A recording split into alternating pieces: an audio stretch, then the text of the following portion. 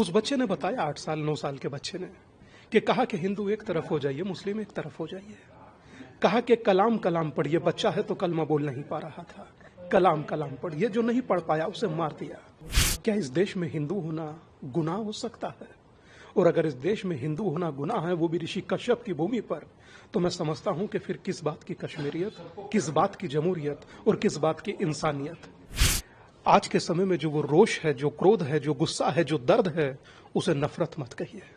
उसे नफरत कहकर आप जो 26 लोग अपने प्राण त्याग दिए हैं, मार दिए गए हैं हिंदू होने के नाते, मुझे लगता है कि उनके साथ नाइंसाफी है। मुझे लगता है कि जिन आतंकियों को पकड़कर मार रहे हैं, उससे ज्यादा जरूरी है उन लोगों के साथ हैप्पी दिवाली बनाई जाए जो इनको भेजते हैं। नजीर पेश किया जाए जो वहां से जर्नल खड़ा होकर कहता है कि देश की शुरुआत कलमे से हुई है, और अगले 4 दिनों बाद वही आतंकी कलमा पढ़कर लोगों को मार डालते हैं। मैं समझता हूं कि इस सदी का सबसे हृदय विदारक, सबसे दुखद, आत्मा को झंझोड़ने वाला ये घटना है। आज तक मैंने नहीं देखा जिसमें धर्म पूछा गया हो, और उस 8 साल के बच्चे ने वो सब कहा जो इस देश का सो कॉल्ड इंटेलेक्चुअल और बुद्धिजीवी कहने में तड़प रहा है। उस बच्चे ने बताया 8 साल 9 साल के बच्चे ने कि कहा कि हिंदू एक तरफ हो जाइए, मुस्लिम एक तरफ हो जाइए। कहा कि कलाम कलाम पढ़िए, बच्चा है तो कलमा बोल नहीं पा रहा था। कलाम कलाम पढ़िए, जो नहीं पढ़ पाया उसे मार दिया। क्या इस देश में हिंदू होना गुनाह हो सकता है? और अगर इस देश में हिंदू होना गुनाह है, वो भी ऋषि कश्यप की भूमि पर, तो मैं समझता हूं कि फिर किस बात की कश्मीरियत, किस बात की जमहूरियत और किस बात की इंसानियत। कहां है वो मानवता के चैंपियन और यूएन भाग भाग कर जाने वाले? बताइए तो सही, इन निर्दोष पर्यटकों का, जो निर्दोष पर्यटक थे, इनका कसूर क्या था?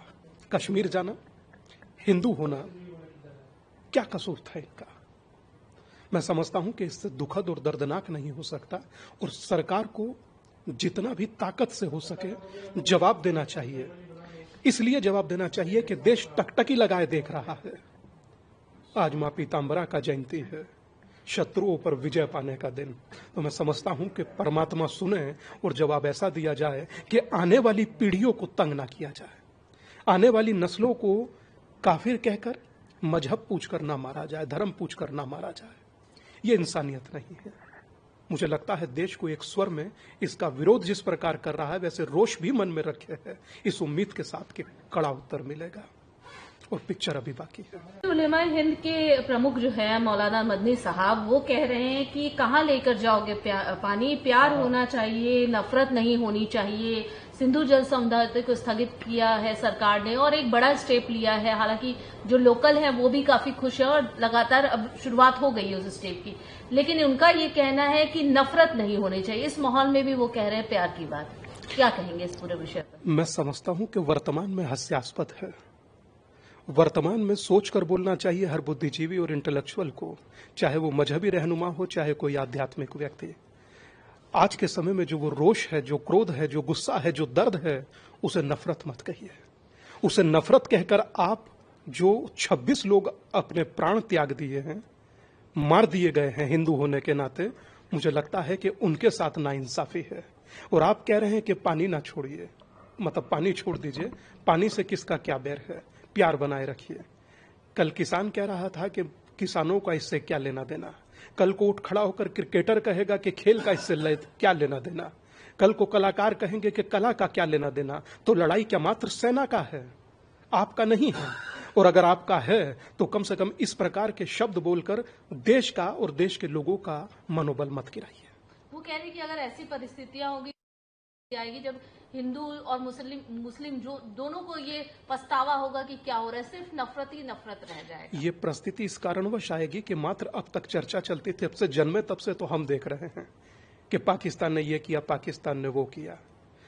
पहले ही इलाज कर दिया होता तो आज ये स्थिति ना आती। और मुझे लगता है कि जिन आतंकियों को पकड़कर मार रहे हैं, उससे ज्यादा जरूरी है उन लोगों के साथ हैप्पी दिवाली बनाई जाए जो इनको भेजते हैं। उसलिए नजीर पेश किया जाए जो वहां से जर्नल खड़ा होकर कहता है कि देश की शुरुआत कलमे से हुई है, और अगले 4 दिनों बाद वही आतंकी कलमा पढ़कर लोगों को मार डालते हैं। वहां आसिम मुनीर कहता है कि हम लोग हिंदू और मुसलमान अलग है। तो मुझे लगता है कि देश के उलेमाओं को उस जनरल को समझाना चाहिए जो कह रहा है हिंदू मुस्लिम अलग है। देश को नहीं समझाना चाहिए और देश की सेना को नहीं समझाना चाहिए और देश की सरकारों को नहीं समझाना चाहिए कि उन्हें क्या करना है क्या नहीं करना है। देश की सरकारें अपने विवेक से ऐसा उत्तर देंगी जो नजीर बने।